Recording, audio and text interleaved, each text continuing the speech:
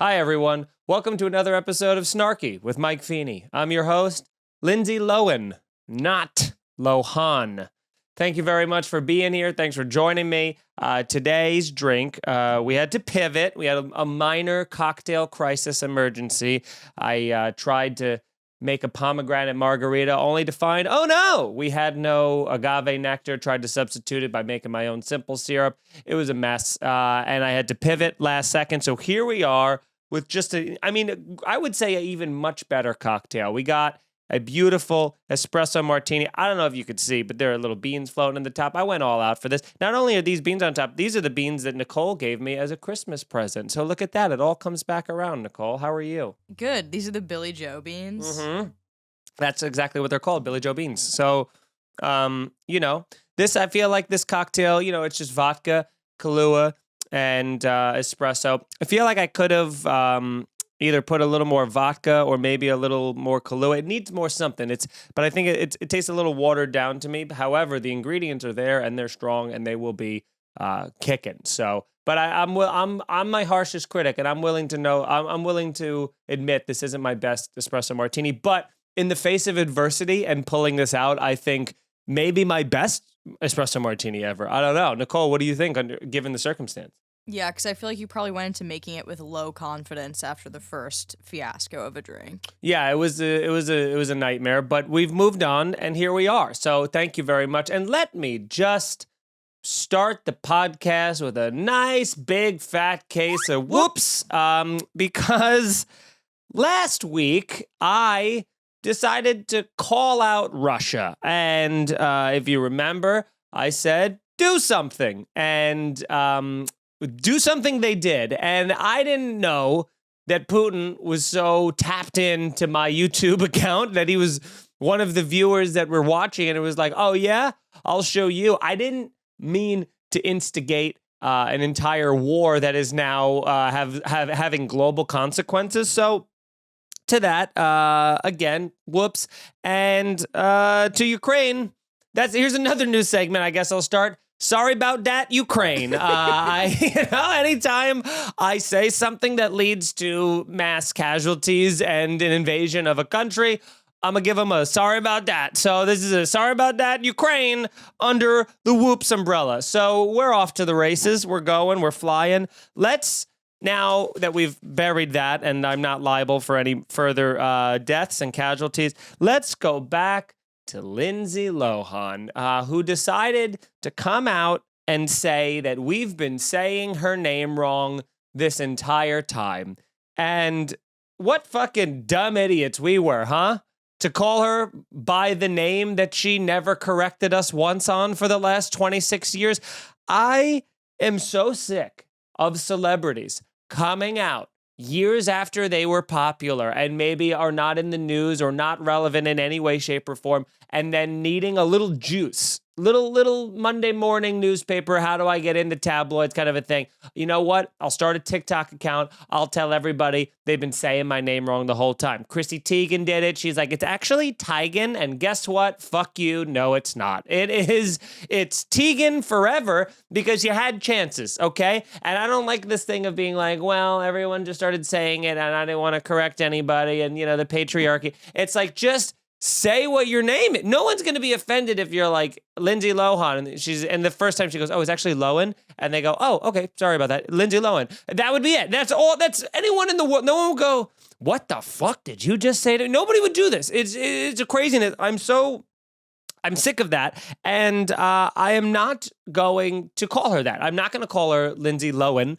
No one will. We will all call her. No one's called. Nicole, have you started calling Chrissy Teigen? No, not once. And will you call Lindsay Lohan Lindsay Lohan? I don't think so. And I also said Lohan, so this is kind of double jarring for me. Well, I mean, it's spelled Lohans. So, I mean, you're not wrong to break it up. Lindsay Lohan. What am I saying that you're not saying? You say Han, I say Han, but that could be like the gross upstate accent. Lindsay Lohan, hey, I don't know why you're Canadian. You're that upstate, I guess. But yeah, I don't know. I think it'd be like if I said to you guys, I'm sorry to admit, but after doing comedy for like 15 years, my name is actually pronounced Feeney. That's the way you have to say. The third E is really, I felt bad, the patriarchy. So if you could just going forward, it's just a fun little, did you know, trivia kind of a thing. My actual name is Feeney, and I need it pronounced that way going forward. Thank you very much for respecting my privacy. It's unbelievable. It seems so transparent, doesn't it, Nicole? Is someone, looking for attention?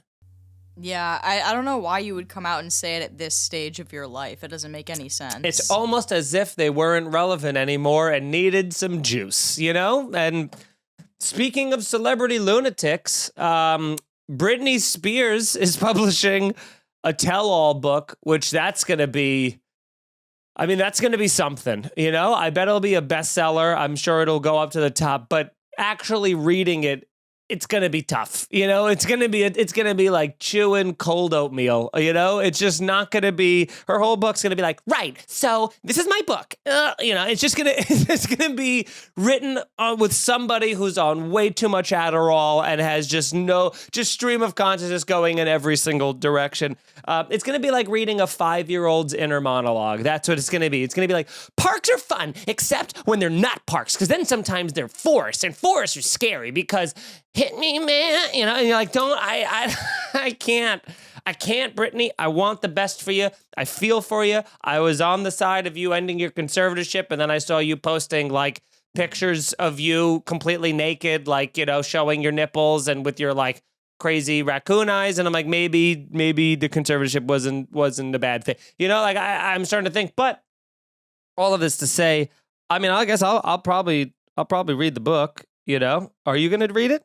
I don't know. If it's anything like her Instagram captions, it's gonna be a nightmare. Yeah, it's gonna be longer than War and Peace, and it's gonna have 2 chapters. It's just gonna be one run-on sentence for 46 pages. And then the next page is gonna be soft serve, fun, right? And then it'll be another, it's just gonna be pandemonium, and I can't wait. So Britney, welcome back, bitch, whatever. So I saw a comedian last night. It was so funny. He was on stage, and he was a gay comedian, and he kept using the word bitch. And right from the top, he was talking to a woman. He's like, where are you from? And then she was like, And he's like, bitch, don't be fucking rude. I'm just asking you a question. And then he cleared up right away. He goes, I just want to let you know, I'm gay. So when I say bitch, I'm saying it like as a terms of endearment. I'm not calling you a bitch or anything like that. Everyone's like, oh, okay, that's so sweet. And I'm like, damn, bitch is such a fun, thing, a word to say is bitch, please. That kind of, it's just a very fun thing. And I was almost envious at his use of it. He used it very liberally. Every other word was bitch, you gotta know, I'm not talking about bitch, and it was a lot of bitch, but at the same time, it was a refreshing sight to see. I wish that bitch didn't have such negative connotations, because it's a fun word, I feel like. Do you think so, Nicole, or are you not able to see past your matriarch lens? Is it matriarch instead of patriarch? Not sure about that, but yeah, we use it all the time too. The gals are just like, hey, bitch, what's up? You look good, bitch. Yeah. It's just a, loving term. Yeah, why can't I? But I can't use it, right? I think that you should. I think that we should make You think that I a should? thing. Yeah. All right. So if I'm like, Nicole, how's your weekend, bitch? You wouldn't do an eyebrow. You wouldn't do a dog who just heard a high pitched noise, that kind of a thing. Well, when you do it with that character you just did, I feel like it's acceptable. Okay. So I just have to change my entire cadence for that. Yeah. I just have to. You have to. Okay. Otherwise, yeah, it'd be weird if I was like, I like this coffee. What do you think of this coffee, bitch? It seems, a straight white male, the bitch, it comes off, it hits the ear wrong. I acknowledge it. I realize, but I'm going to try and get more playful. Every time I throw it in, I'll be like, Nicole, what do you think, bitch? That's what I'm going to do. Yeah, don't be a herb, you bitch. It'll be a fun, that's why I panic and go to bish sometimes. And then I'm appropriating black culture. It's a whole thing. There's no right answer. I can't win, so I move on, which I'm going to do. I'm blowing through this. I got 6 things to talk about the entire show. I've done 4 of them already. So it'll be fun. Maybe it's the espresso. I'm used to the vodka and the tequila and all that stuff. I'm not used to the espresso martini kicking in, so fast. All right. There is another news story which is horrifying but fascinating to me. And I want to get into this, which is a former teacher that served cupcakes laced with semen to her students. Did you see this, Nicole? Cannon brought it up at his special. My main question is, what does laced mean in that context? Like cooked with. So it was inside, and it was not like an icing thing, you think? Yeah, it was like in the ingredients of it. Now, Gotcha. This is kind of crazy because I looked at her mugshot, and for a crazy teacher who's putting cum in cupcakes, not bad. Like a pretty, like if she was one of those teachers who was like molesting her students, you'd be like, all right, like you wouldn't be like, ew, like it'd be like, that's a shame. But she's obviously like mentally unhinged because she's 36 and she was charged with 72 counts of like child endangerment, pedophilia, like all of the things that she was going to do. But she was sentenced to 41 years in jail. She's sent now. I think there's no parole for like at least 30 of it or something crazy like that. I don't know. I mean, it's fucked up, and I would go crazy if my kid came home from school and was like, I ate, my teacher's boyfriend's cum. Like that would be crazy to me. But 41 years, I don't know. Is 41 years a long time? Like, does that seem a little long to you? For making it your entire class of students ingest somebody's cum, probably not. I All think right. that's reasonable. All right, bitch. Listen, when you say it like that. But she was weirdly hot in like a my teacher's gonna have sex with me kind of way. But I will say that I did some digging into her, and it turns out this is where it gets really fucked up.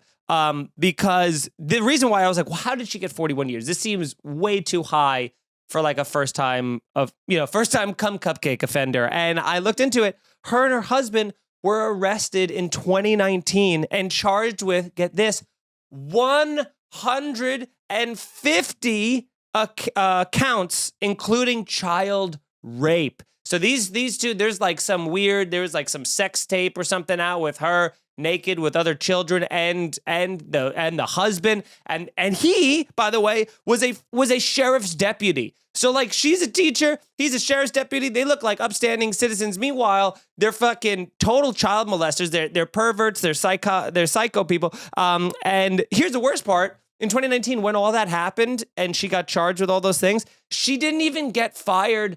When this happened, when this second accusation with the cupcakes happened, she resigned. She resigned instead of getting fired. Like, how bad does the school look for being like, hey, we saw what happened in 2019, but if you could do us a favor, don't let it happen again. And then it happens again, and then they're like, all right, well, we got to think on what to do. And she's like, you know what? I'll make it easy. I'm just going to back out of here. Like, that is crazy to me. And the reason that they caught it, because I think your natural reaction, like mine, would be, how did they know that there was cum in the cupcakes? Who would have known that? And who would admit to that? Why wouldn't it just be your word versus mine? They found a video of the wife and husband filmed of him like coming into the bath. Like they filmed it. And you're like, moral of the story here, if you're gonna come in cupcakes and feed them to your kids, don't film it because they're going to find it and then you're going to go to jail for 41 years. And this guy, I think, is like apparently even, she was trying to say that she was manipulated and coerced by the sheriff's deputy guy and stuff like that. It's a whole real weird kind of terrible, gross, sad story. But it's insane to me that they were charged with 150 counts just in 2019. Meanwhile, in 2022, now they're charged with an additional 72 counts of like child endangerment and, rape and all this other. It is pretty fucking nuts. So then once you learn all that, you're like, oh, 41 years? Absolutely. You should serve the rest of your life, I guess, or at least not be allowed near children. Wouldn't you think so? Yeah, and that's like kind of heartbreaking that he just came in the batter bowl. Like, that's probably my favorite part of making cupcakes is just like eating the batter because it's just so lovely in that state. So he just like unloaded. But if it was your boyfriend, right? This was her husband. So it's like, there's love there. Like you'd probably still try it, I don't think so. I think I would be like, dude, why the fuck would you do that? Yeah, I think she's past the point of reason at that point because she's filming him doing it and like maniacally laughing. But also, it's not even that they're like, here's a fun prank. You know what I mean? Like that, if they were like, here's a little fun prankarooski we're going to do because we just saw Jackass Forever or whatever, I'd be like, oh, okay. But they're getting off on this, which is so fucking creepy and uncomfortable and fucking weird. And I don't know how much time this dude's going to get because I feel like maybe he's not even going to be charged as badly because she physically gave it to the kids and he was more of like the cum accomplice, I guess, or something like that. I don't know. It's pretty bad. It's pretty bad. But I do feel like that school should really have some sort of a mea culpa of some kind. Like, I don't know. Like, what's the school going to do? Put out a statement and be like, we strongly disagree with the ideas that our former teacher. And I also feel like it's going to be very weird if a teacher ever brings any sort of baked goods for their class ever again. Matter of fact, I can't remember one teacher who has ever brought any baked goods for me my entire life. Do you, Nicole? No, we had like pizza parties, but I don't remember them like baking anything and bringing it in without us seeing that happen. Yeah, that'd be so weird if you show up with a pizza party and they're just like, why is there frosting all over this pizza? And they're like, it's sugar pizza, eat it, or whatever. Chicken bacon ranch. Yeah, oh man, chicken bacon ranch, that's how you could, if you're gonna come on pizza, you gotta make it a chicken bacon ranch because that'll blend in enough where they're like, oh, I guess this, or like maybe like a ranch hot honey recipe sort of a thing, because then it has like the consistency. It's all gross. It's all super, super gross. So that's that, everybody. This is a much more lighthearted story in terms of penises.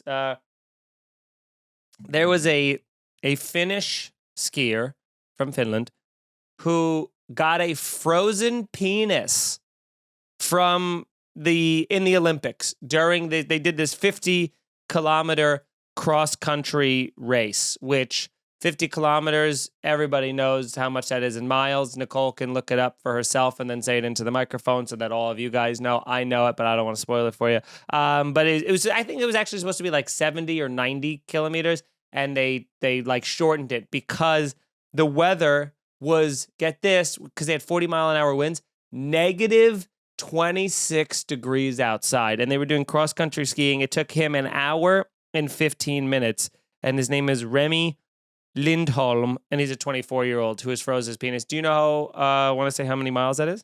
50 kilometers is like 31 miles. Yeah, so 31 miles in negative 26-degree weather, cross-country skiing, and he's wearing that, like, sperm suit thing that they wear where they try to, like, get wind resistance way low and just draft behind people and stuff. So here's the crazy part of this. The man suffers a frozen penis, and he was in excruciating pain, specifically once it thawed out, because I guess it was just like a fucking icicle for the first hour after he was. And then he said he was in like the worst day of his life, pain. And you go, God damn, that's crazy. But, at the same time, if you're an athlete, you've been training your whole life. It's just about mentally powering through, which he did. And you're like, good for you. Like, you suffered a frozen penis. At what cost? I'll tell you what cost. You fucking won a gold medal in the Olympics. Like, Nicole, would you suffer like 2 frozen tits for a gold medal in the Olympics? How did he even get a frozen penis to begin with if he's wearing like full spandex? Because those like suits are so thin, But nothing else was frozen, just his penis? Well, that's like, I'm sure he had thicker gloves on, but that's one of the appendages that is probably not, secure. I don't think he's wearing like a cup or anything. Like there's nobody like I think you're supposed to be like, because it's a lot of hip movement. So, but I mean, would you suffer that I don't know if I would do that. I don't know if you're like, you can get a gold medal in the Olympics, but you'd have to have a frozen penis and have agony afterwards. I don't think I'd do that. I think I would. I tore my ACL for D3 lacrosse. So I think that I would probably do that for a gold medal. Okay. Well, I'm glad that you said that, because now I want to raise the stakes, because Remy here did not finish in first. Oh. And he did not get a gold medal. He finished, the Finnish skier finished in, get ready for this, 28th place. Uh-oh.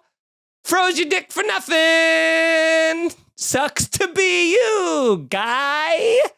I mean, can you imagine the misery of freezing your dick off, literally, and then being like, well, at least it was for something. No, there is no record for 28th place. You can't even tell that story at a party. Remember the time I was in the Olympics and it froze my dick off?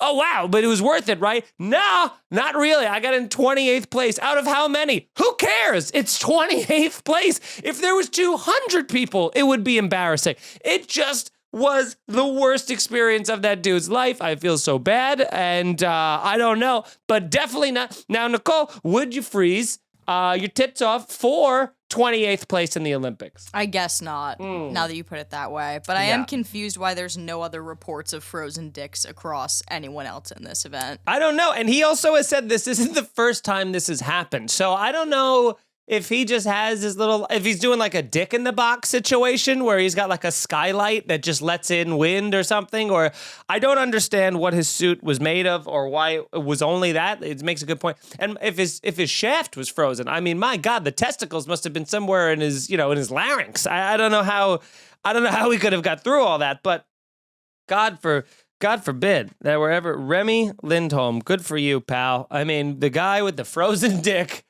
the 28th. I mean, you know what? I got to give him this credit. I got to give him this because if you finish 28th place, no one's remembering you. No one's talking about you. You might as well have not even been in the Olympics. I could go tomorrow and be like, I finished 28th place in high jump in the Olympics, and people would be like, plausible. You know what I mean? Like they'd be like, probably not, but also 20th place is like so bad that maybe, like that could be a thing.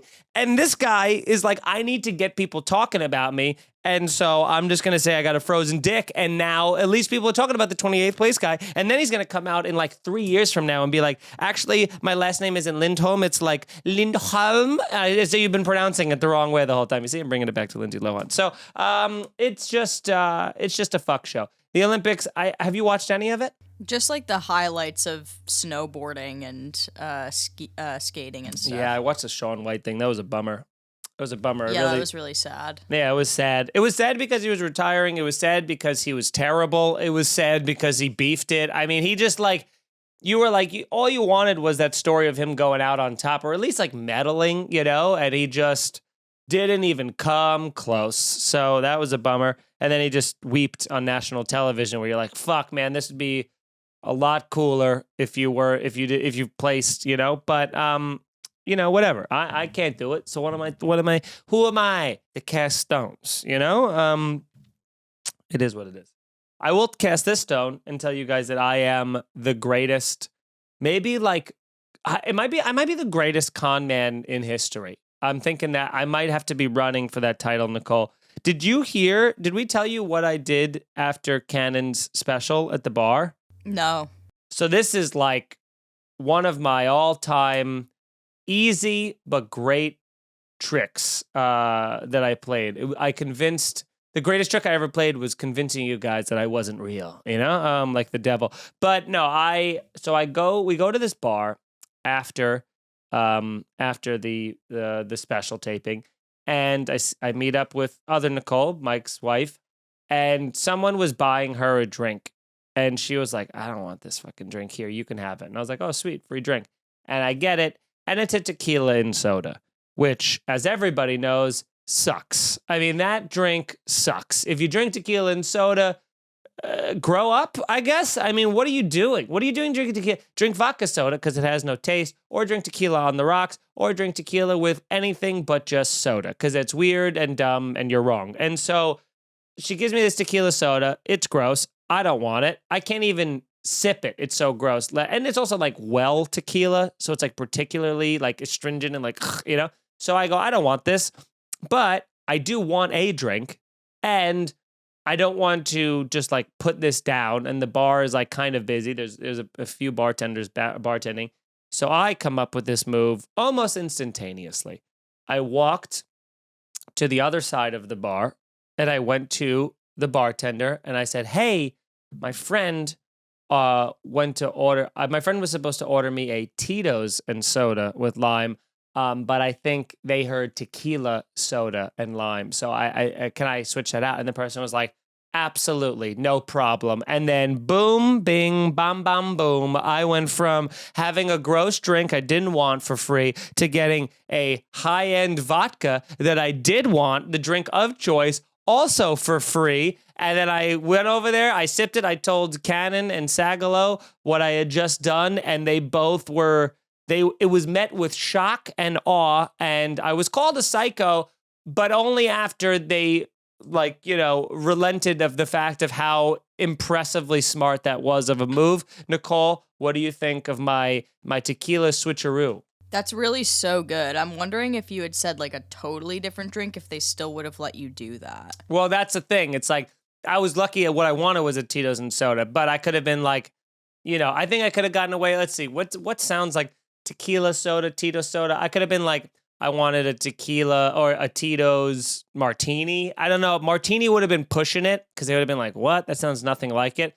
But yeah, I think it had to be within that realm, but it didn't raise any suspicion. And then I almost did this, but I decided not to. Somebody who also got a tequila soda, I guess that guy had bought like 3 tequila sodas and he gave 2 away and had one. The other person who didn't want the other tequila soda left it full at one of the tables, and I was very tempted once I finished my vodka soda to pull that trick again with the third bartender and see if I could do that. But I was like, you know what? Who am I? I'm not going to start causing a ruckus here. Let's not tempt it. I would have to go to a different bar and pull that stunt every single time. So that's the move. So if you guys, here I am, just to impart wisdom onto you guys and to really, to let you know my tricks of the trade. So if you're a bartender in New York City and you see me asking you for a wrong drink, know what I'm doing and just give me the other drink and then everything's fine. I tip them. Life was good, So would you tip the person again if they made your drink the wrong? If you did that thing to me, would you tip? Probably not, but I know that's kind of like a scummy answer. No, it's not a scummy answer because I did debate it, but I figured having the tip, like putting down an additional $1 or $2, you go, well, I'm coming out ahead because I'm not paying for a drink. It would be like $11 in a bar in the city anyway. And also it quells any suspicion. Like when someone tips you, you're like, okay, this guy's not a scumbag. Like it lowers your profile, and that's what it's all about. It's not about making a scene, it's about blending into the crowd like Assassin's Creed or like, you know what I mean? I'm one of you guys, and then all of a sudden I'm like, and then I go away. That's my move that I do. I go like that. Like this is a Spider-Man motion, so I don't know what that is or what that means. The drink's almost done. We're not even halfway through. Gonna be a problem. Running out of stuff. It's all bad, but it is what it is. Maybe I can just start other wars. Maybe I'll be like, hey, Sri Lanka, what are you doing? What are you just gonna let Hawaii sit there and do nothing, you puss? Like I don't know. I'd like to go to Thailand. But I need to be convinced. Because Thailand, to me, everyone's like, it's so cheap. It's beautiful. There's great beaches. The food is cheap. The people are nice. The drinks, they're not like incredibly inventive, but they're strong and they'll get the job done and you'll be in paradise and you'll kind of like forget. And I go, all of that sounds great, but what you just described is Mexico. What it is some of the beaches in Mexico, and you look at a beach in Thailand and you're like, I don't know if there's it's the same thing, except one is a 16-hour flight and one's a 4-hour flight. So people in the chat, tell me why I should go to Thailand over Mexico, because I don't see a reason, Plus, I understand some Spanish. I don't speak Thai. Mike don't talk Thai.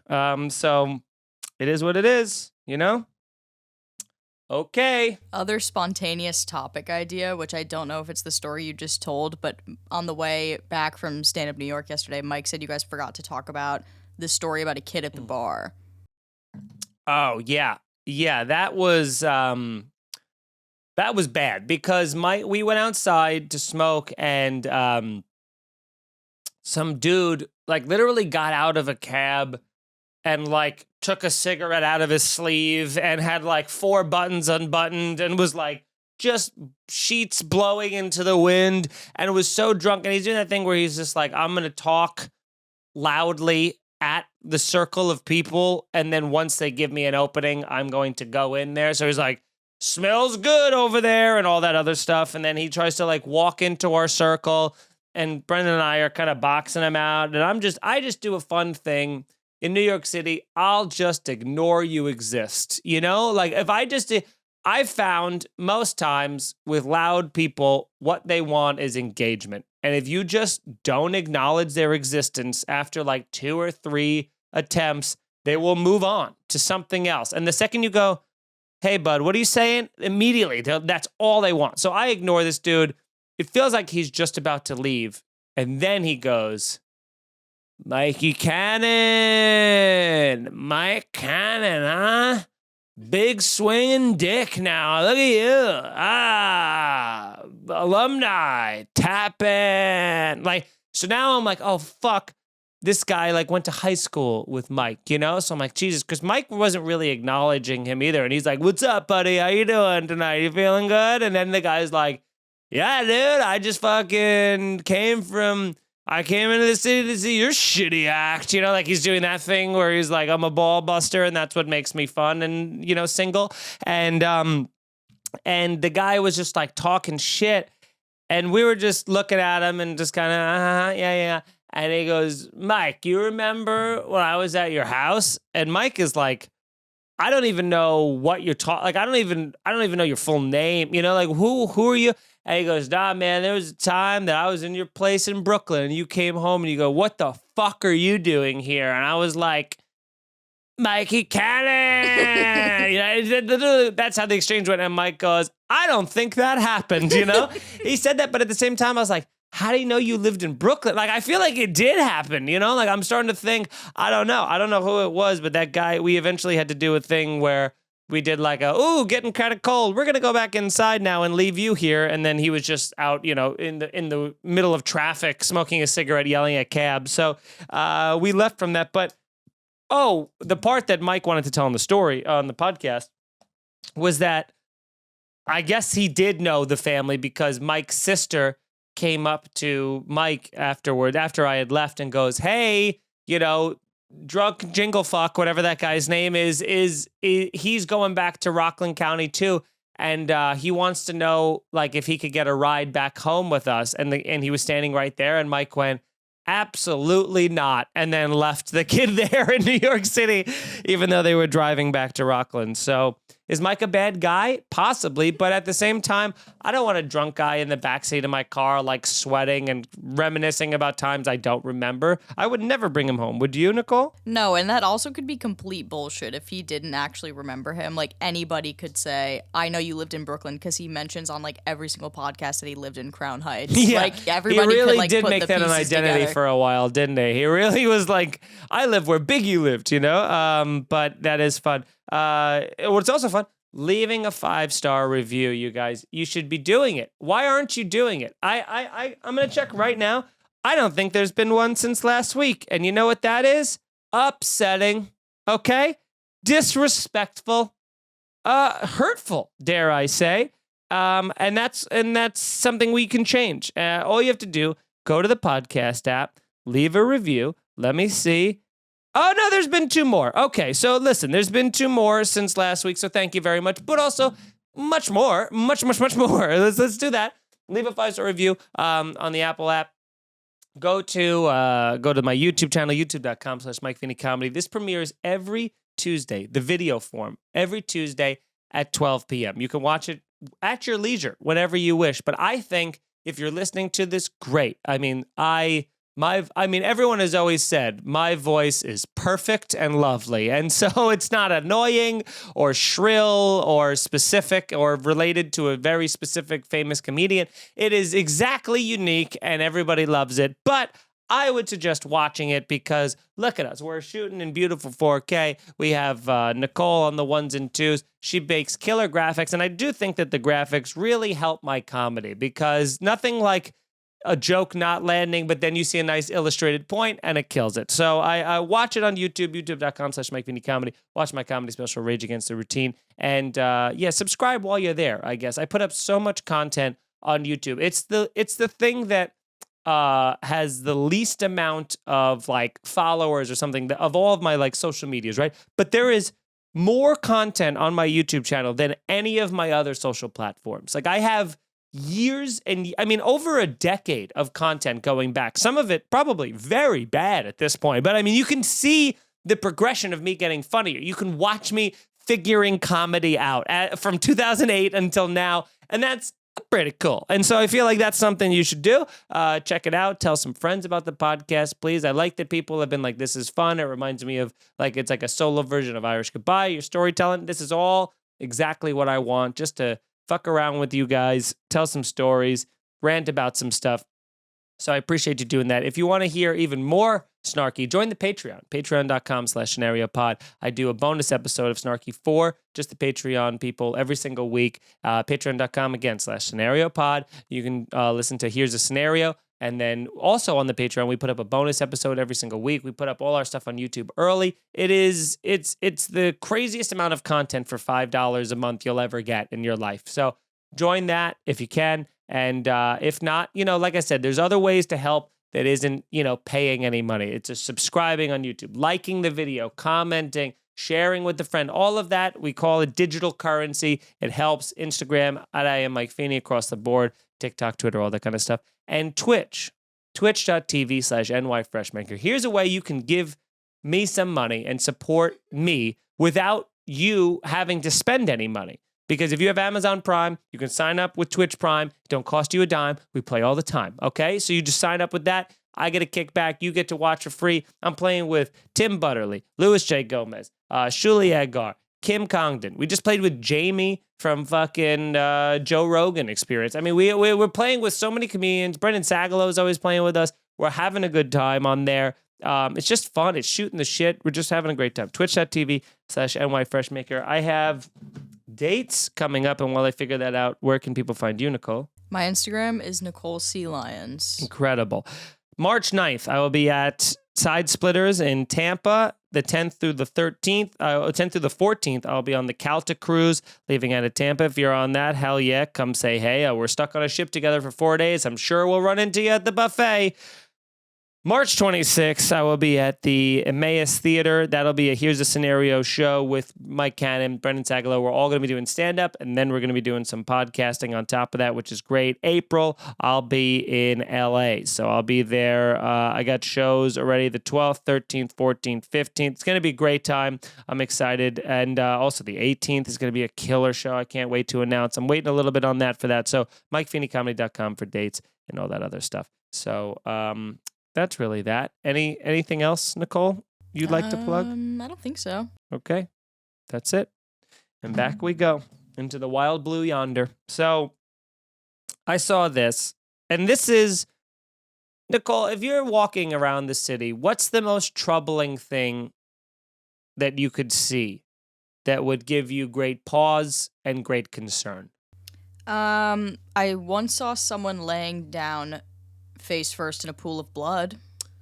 Very concerning. Yeah, absolutely. That is a disconcerting sort of a situation going on there. That's terrible. Did you help or call for help or even like point at or like look around at others like this isn't normal, right? Like anything like that? Or did you continue walking with headphones on? There were like police there, but they were all just kind of like chilling, like hanging out with this person laying there, and there were like police dogs laying on the ground next to the person. Wow. Okay. So not great. Can I tell you something that I think is far more troubling? Yes. That I see every once a week, maybe in New York City? This is so much more troubling than someone laying down face down in a pool of blood. It is someone running in jeans.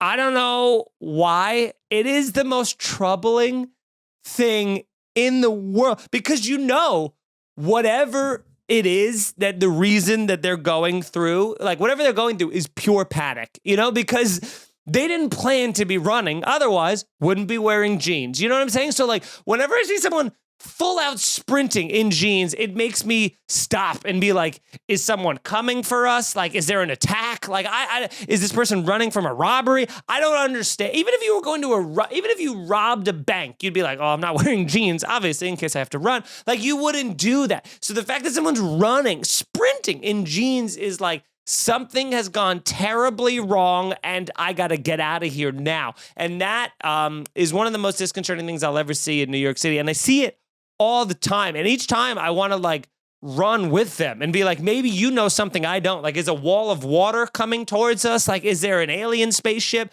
Is Ukraine coming? I don't know what's going on. Like, where's Russia? Who knows? These are the questions that I have when I see someone running in jeans. And it's very off-putting. Do you find that, Nicole? It is really concerning. That's probably my biggest gripe with Chris, is that he just like puts on jeans immediately and only ever wears jeans. Like, even when we're just hanging out. He wears jeans like on the couch? Yes. Oh. Right. It is really, it's worrisome, and I do mention it every single time, even though it happens every day, but it's like, just like hang out, man, like get comfy. But he just wears skinny jeans. He's skinny jeans too, so not Yeah. even like baggy, like comfortable, like you can make a case for their like denim sweatpants. These are like, he likes the they're like boa constrictors for your legs. That's what he wants. I don't know. He just is like a little punky dude at heart. So I think he just like needs to be wearing skinny jeans. At all Sure. times. I mean, I get it and I don't get it, because if I come home from a show and Erica's on the couch and I sit down in jeans for more than 4 minutes, Erica's like, "What are you doing? Go get the jeans off. What are you? Are you going back out? Why are you wearing jeans? We're home." That's like a person who, this is another weird thing that people do, is they'll like get up in their house and they'll put on their sneakers. They'll like put on socks and sneakers and then walk around their house. And you're like, you put on sneakers right before you leave. If you have your sneakers on and you're walking around your own place for more than 5 minutes before you leave, you're a fucking weirdo. You know what you are? You're a stinker. How about that? You're a weird little stinkerooski, because you can't, that's a straight, if you're a guy who wears jeans and sneakers, does he wear sneakers too? No, he doesn't. Okay, at least that's like, you can work on him. You know, you can slowly break him down, Nicole, I think. I think by the time this podcast concludes, it's voyage or whatever this podcast is, you'll have him in a nice comfy pair of sweatpants, you know? You know what you do? You buy him a pair for Christmas or his birthday. I've bought him like numerous pairs of like nice Nike joggers and like comfy stuff, and it's just the jeans, man. I don't know what to say. Now, there is something about a pair of jeans that you wear all the time that has that kind of soft feel to them, because how often are you washing jeans? If you wash your jeans every week, you're a lunatic. Like a jean wash, I think, is like once a month at most. He's not washing his jeans every week, is he? Probably never. Yeah, I mean, not washing jeans, there is that soft feel to it, but skinny jeans sitting on the couch while there is so funny. Like that to me, I picture you in like sweatpants and like a fucking robe, and then he's sitting there with Converse All-Stars tied to the top lace, skinny jeans, and a leather jacket in case he's got to run out and fucking, serenade an audience. Yeah, that's pretty much exactly what it is. And that's his like go-to response, is that they're stretchy jeans. And he loves them so much, I recommended them to Cannon, who then bought 5 pairs in Boston. So is that the ones he wears all the time? Yeah, they're like Levi's, like slim taper or whatever they are. Yeah. Well, tapered is different than skinny jeans. Tapered just means it's tight around your calf. Well, they look very skinny. Skinny jeans, when you can tell because they're tight on your thighs, and that's super weird to me. Yeah. It is so funny because I've never seen Mike in my life wearing anything but black pants or black jeans. And I don't know what you guys did to him in Boston, but now he's wearing blue Levi's. I've also never seen Brendan in blue jeans in his life. And now Mike bought a pair, and now Brendan wears blue jeans. It's like the funniest thing. But I want to do some hopeful thing. And then I have questions from you guys. You guys leave some questions for me, which are awesome. I'm going to get to these. But I do want to leave. I think this is a hopeful story, Nicole. They did this study, and they found out they measured the brain activity of an 87-year-old while he was having a heart attack and died. I don't know how they like got the helmet on him in time or whatever, but the man was dying, and they measured his brain activity, and they did all this research, and the evidence suggests that our lives really do flash before our eyes before we die.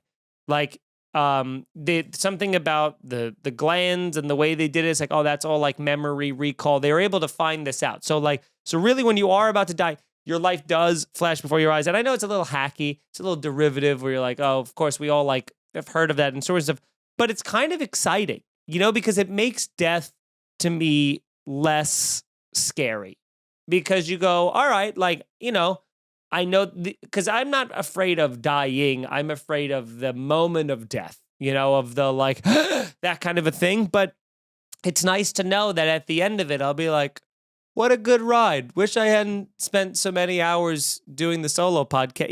You'll have things, but there won't be much time for regret. You'll just be like, oh yeah, that was a wasted year. Things will just flash by, and some will be fun and others won't be. But I think it'll be mostly good memories. Although I will say this, every time now that I'm chilling anywhere and I start thinking, memories come up, you know what I mean, from my life, I'm going to be like, this is it! I'm going to start thinking that I'm dying every time that I start remembering, things from my childhood. So maybe that's what it's going to be like. Does that bring you any comfort, Nicole? I don't know, because I don't really ever have any good memories unprompted. Usually, that's tragic. It's usually inspired by some kind of conversation versus random memories that pop into my head for no reason are always just something really embarrassing I did when I was 14 or something. See, my big association is with music. Anytime I listen to music, I have this weird thing about it where I can almost trace back.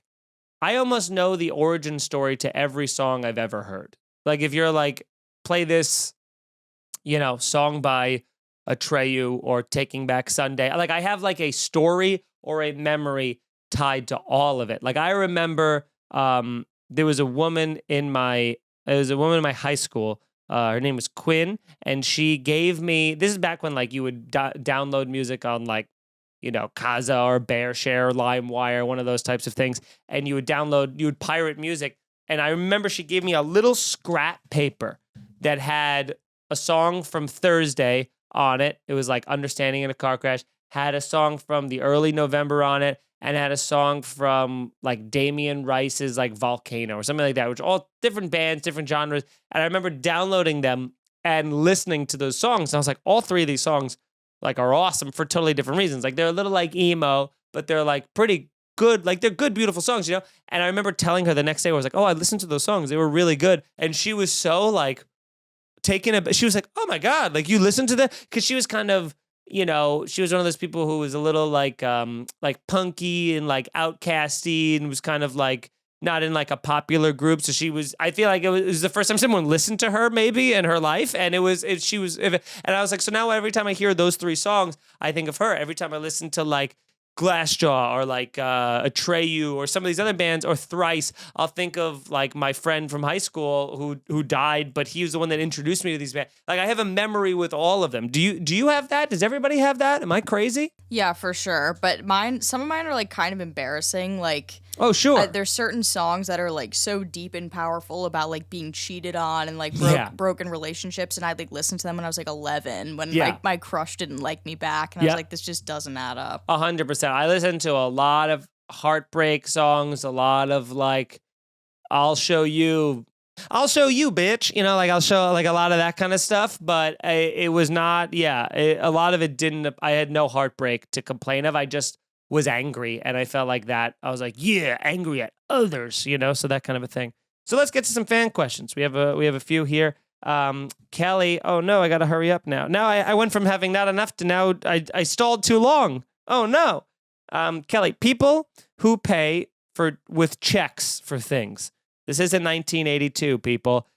Kelly, I agree. I haven't seen anybody pay with a check in 15 years. When's the last time you saw someone pay with a check, Nicole? Well, most of my paychecks are checks, which is unfortunate because they take a while to come.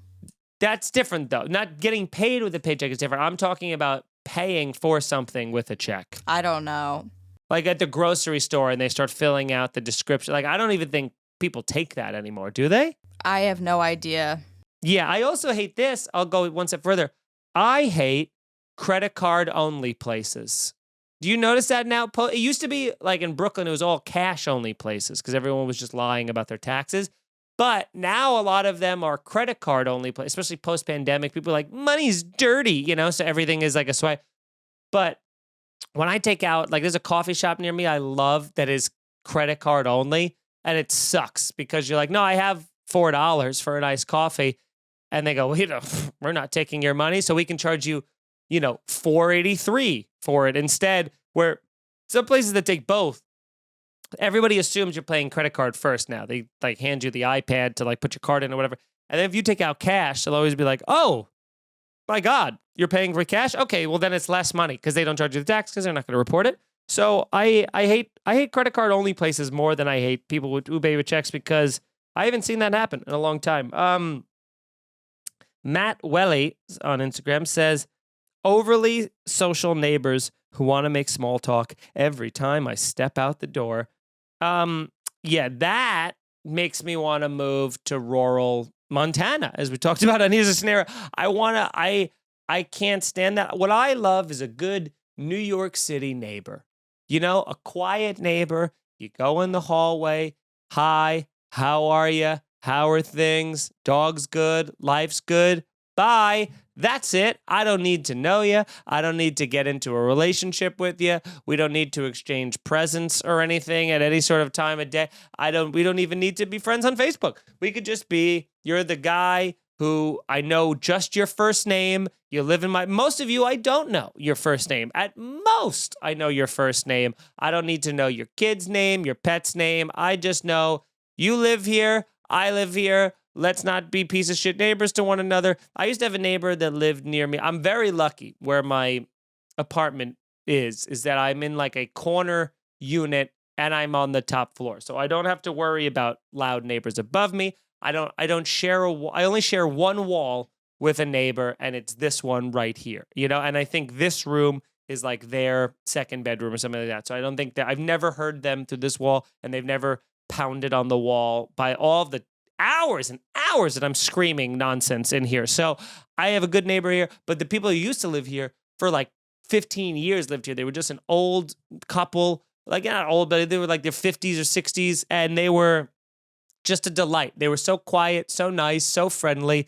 And you're like, that's what you like. You want to have some relationship with them because you don't want to have, you don't want to have no friends in the building because it's scary. Like there has been times where I've like left my keys in the keyhole. Like I'll open the door with like stuff in my hands. I'll close my door and my keys are just sitting there for anybody to take and come back at a later point and rob me or anything like that. And my neighbors are always very nice and they'll like knock on the door and be like, hey, you dumb fuck. Like you take these and stuff like that. Have you done that before, Nicole? Left the keys in the hole? Yeah. I don't think so. It's an embarrassing sight because when someone starts knocking, your first instinct in New York City is to be like, I'm not answering. Like, I'm not answering the door. Erica will like turn the TV off and turn the lights off and not breathe until they leave. And it's like, well, they know you're here because the keys are in the hole. Like, you can't get away with that, you know? And they're just trying to be nice and like, you left your keys, and you have to be like, oh, sorry, I was in the bathroom. You know, you have to just sort of lie. So that's something I would do. But yeah, overly social. I'm thankful.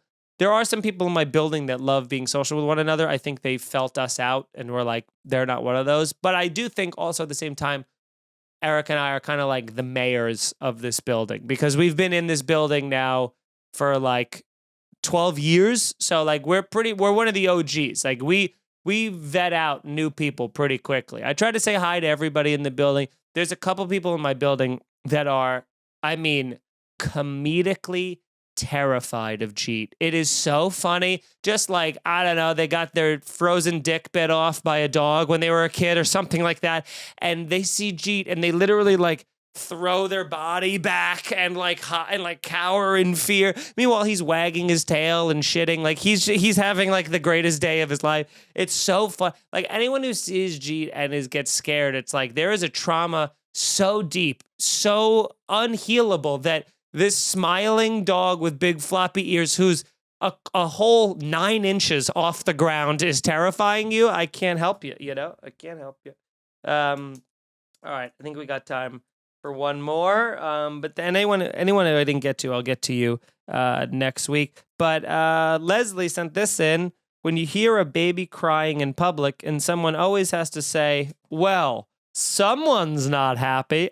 I don't know why they laughed like a fucking vampire, but it is the worst. And also, you could have just stopped at, in terms of like things that annoy you, you could have just stopped at when you hear a baby crying. That would have also been a rant topic that's worthy of discussion. When you hear a baby crying in public, because what I hate, because yeah, obviously when someone says that, well, someone's unhappy, those hack jokes suck. Everybody hates those.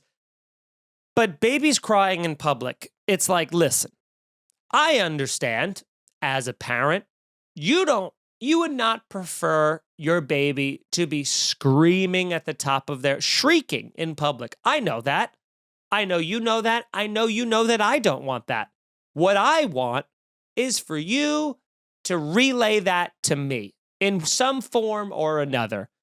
Be it trying to make the baby, because some parents just get in the like, I'm dead to the world. I don't even hear this anymore. I'm just going to let the baby scream and kick its way out. What I need is a verbal, like, sorry about this, tantrum, but terrible twos. You know what it's like. And I go, I won't. Or something like that. Or just like a look. I'll even accept a exhausted look from you as like a, I tried. Like something like that is like, okay, I understand.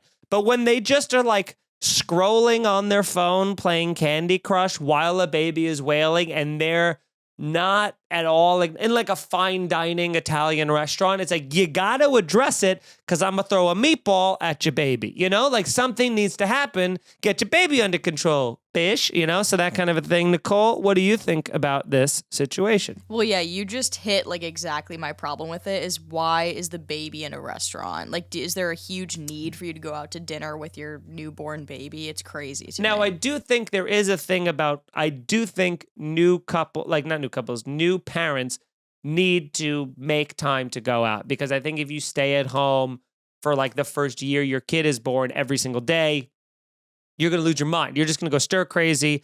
You're going to be just watching baby shows the whole time. You're going to like mentally break.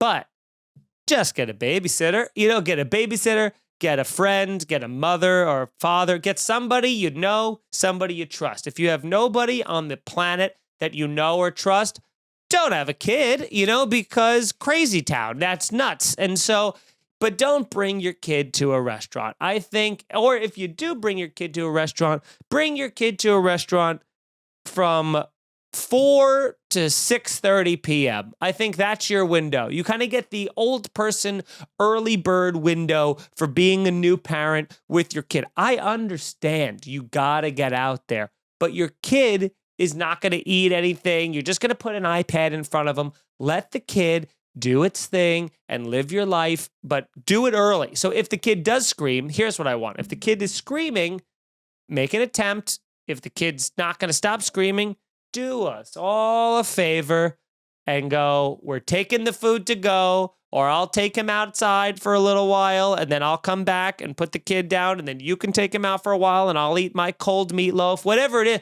I understand it's not ideal, but you know what else is not ideal? Not having a kid and having to listen to a screaming child who looks like he's being hurt violently while I'm trying to enjoy my chicken parmesan and while Nicole is eating her breadsticks and her salad from Olive Garden on her birthday alone. Just let her have this. This is her moment, so just let her have it. And that's the show, everybody. That's the show. Thank you very much for submitting questions. I put up an Instagram thing every week. If you want to send a longer thing, you can send it to snarkypodcast@gmail.com.